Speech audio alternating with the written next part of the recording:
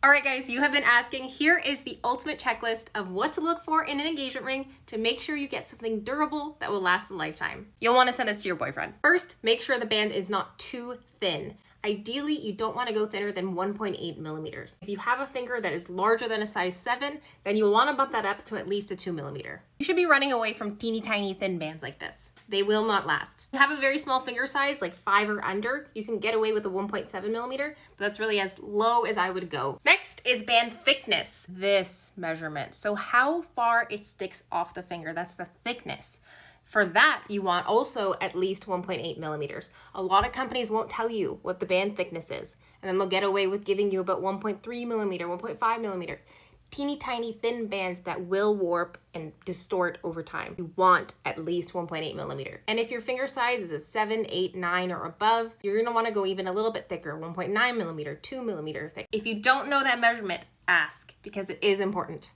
You've heard me talk about this a million times, but make sure you have a gallery rail. So this piece of metal going in between these prongs, that is going to hold onto your prongs so that if one prong gets caught and pulled down, you won't lose your stone.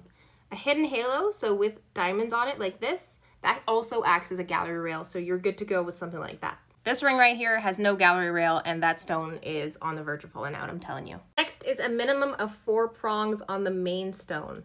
Anything lower than that will get really risky. And you want at least 3 prongs holding each stone on the band.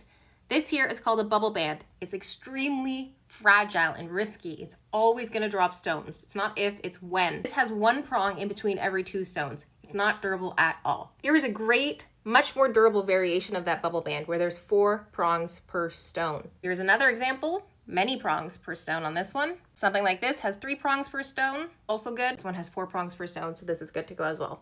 Next, if your stone is 3 carats or more, I highly recommend going with a cathedral setting. Something like this setting where the stone is just held by this little point right there, it is not durable for large stones. Here's a beautiful cathedral style that's going to be much more sturdy for a large stone. Here's another example, and yet another example.